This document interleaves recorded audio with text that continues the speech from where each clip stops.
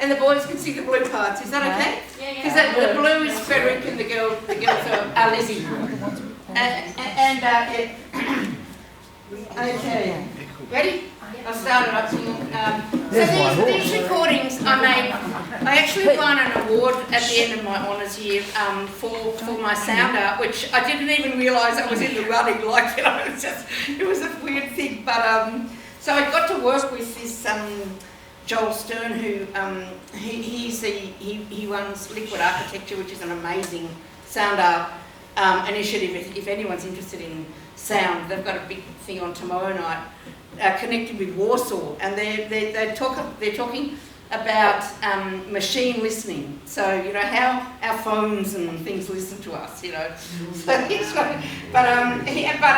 supported me. He's got a home studio, and so we went and recorded these songs at his studio with James Rushford, who is a friend of his, who played the electric organ, and a friend of mine, Steph.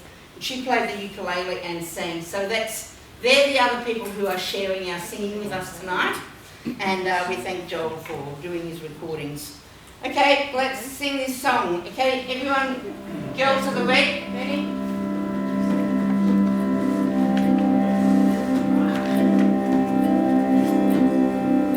Frederick, my beloved, my daddy says I can marry you when you recover from bankruptcy. But Eliza, my darling Lizzie, all my money paid for accommodation as I was held against my will on the ship Olympia after arriving from Hamburg. Lizzie, my beautiful love, I didn't know when I signed the contract for 10-hour days, building Cornish and Bruce's Railway, I would be breaking a union agreement. Lizzie, please Lizzie, do beg your daddy, beg for leniency, darling. Freddie, my darling beloved, my daddy is lenient. When you get a job, we can be married. When I get a job, doing what? Going down that balaclava mine shaft, getting claustrophobia, losing my balance, falling. That's not my calling, Liz, my darling, not for me at all. Something else is for you, my love. Daddy says he'll help us to secure the publican's license for the Star Hotel. If you're keen, we'll pay him back when we're on our feet. Oh, my darling Lizzie, your daddy is my hero. Please tell daddy yes, and yes, 1,000 times yes. Let's be publicans, Lizzie, my love. Let's bring up babies up in our pub.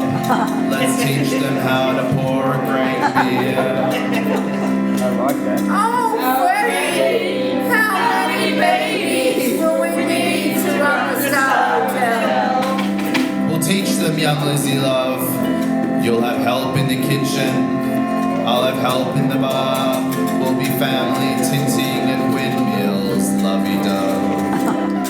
And no canaries in our pub, Fred dear. No, I won't be the bluey in our pub. Only the bluey in your eyes. The rose in your heart.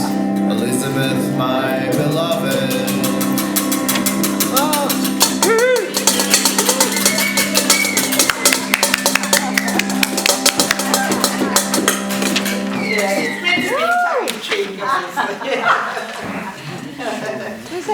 That gave you a laugh.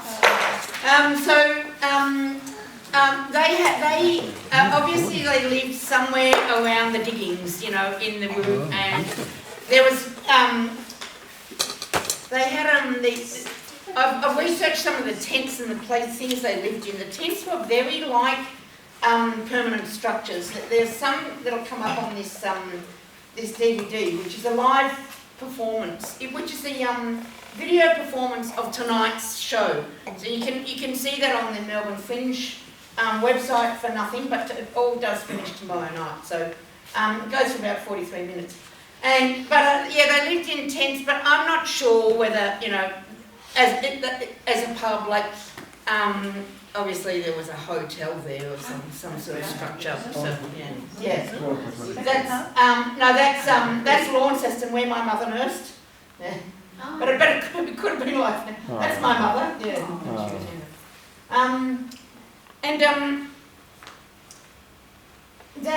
That's a pub. Could have been sort of pub. That relates to one of the later songs. We've got to talk about sheep. Anyway, so they lived there, and they had 5 children, and their second oldest was William, who's represented by these tall mannequins here with the pram. And William married Margaret Maud, and when he married, he was a shoemaker, so at about 18 years, and they had 9 children and lived in the diggings there, in some sort of tent structure. So we've got a song about his name, William, and yeah, so we'll sing William's song. It's called Hey William. And can we all sing?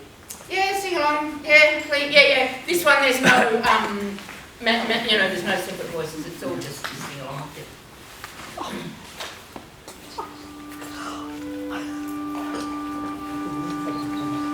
It's my mother. A long time ago. That's Dad. He's actually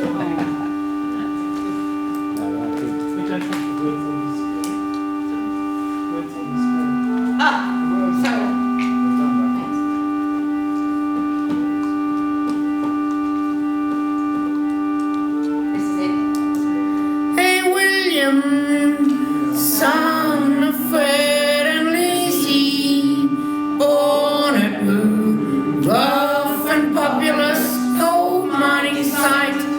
Life was hard and water scarce. Fred and Liz were publicans at the Star Hotel, coys, diggings, and beer licensees at Cars Reef in 1865. You were 1 year old. Did you grow up to pull a good beer will? Your daddy imagined you would. You were whose bootmaker in 1886. Age 25. You married Margaret Maud, her dad a balaclava gold miner, and soon you joined him in the epizonal mine. Your 9 children born to this hard, rough life in Rue. Did you live in a tent like other miners, or a built structure? Granny never said. Julie, Doris, Mary, your second last baby, born in 1903. Granny married Charles Yuen, walked off their Gary soldier settlement during the Deep Depression years. Walked to Rushworth, lived with you and Margaret. They had 5 daughters, Granny and Gram's second daughter, my mother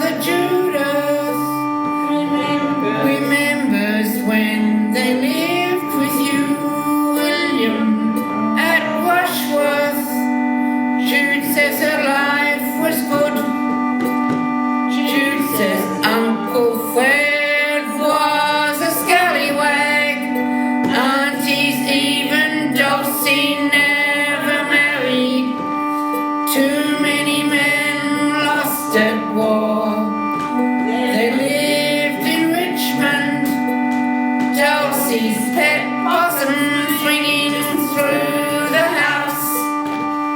William, you died of miner's lung. Mum says the last years of your life living in Rushworth with Margaret were better, much better for a miner and a lover and a father.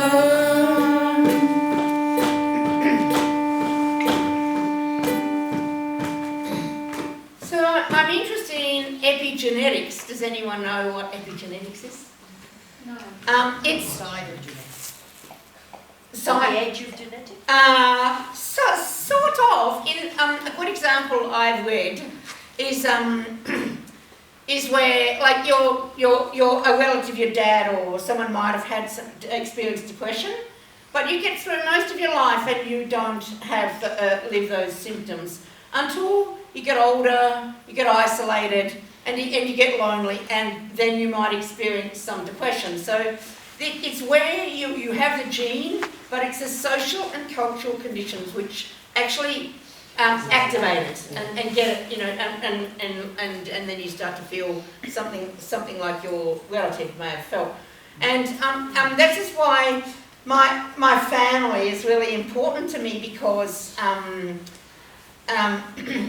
you know, my mum, they walked off their soldier settlement, and Mum must have been, I don't know, 2 or 3, and there's a poster up on the far end. See the poster with the cart?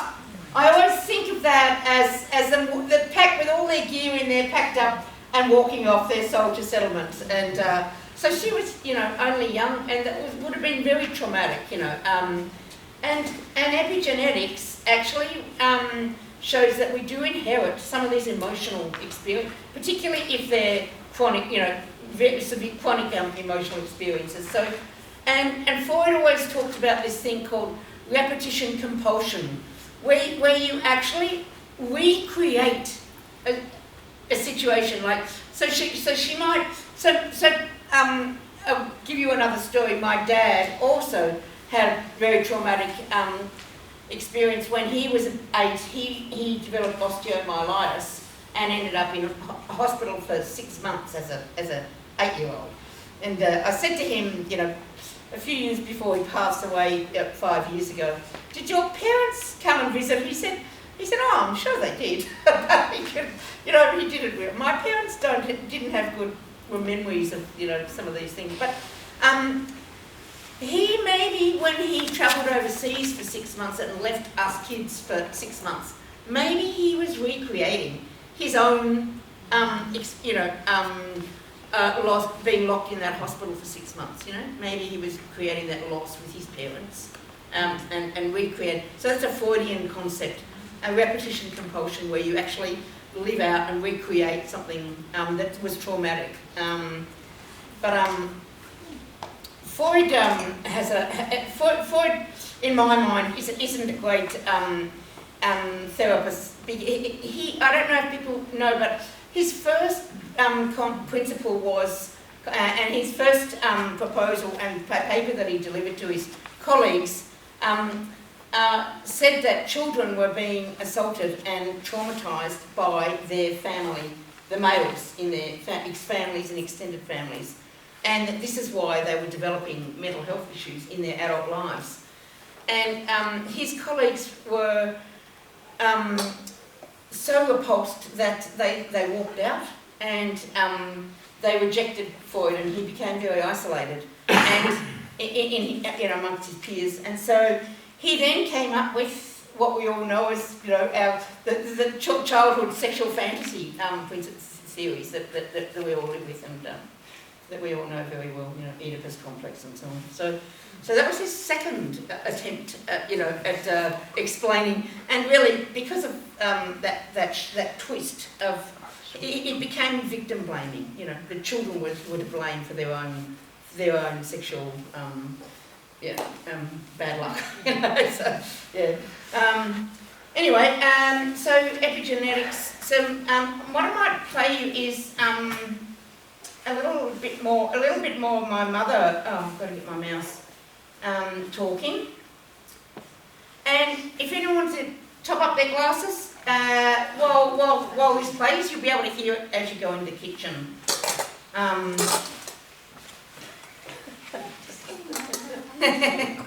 That'll be fun. I'm not sure. I'll play you this. This is a funny little piece, actually. This is about. So you went to your Is that loud enough? Yep. Because Charlie got a job, and then Margaret came with you. Oh, okay. She sold up with you. How'd Rush work? Well, I think she had a leased home. I don't think she owned it. Okay. Because I'm sure that, no, I'm sure. But it was a big block, I remember, and we had I can remember this, we had a gardener. Even though we were very poor, Yeah. we had a gardener called Henry. And he was pulling down an old shed one day, and we found all these haythings. Oh, really? It was Halfpennies. a big thrill. Halfpennies. And was Margaret a nice, kind? She was Kindly very Granny? gentle, very That's the end of it. So, That bird song. yeah, that's my blackbird in my garden. So that was Margaret and William.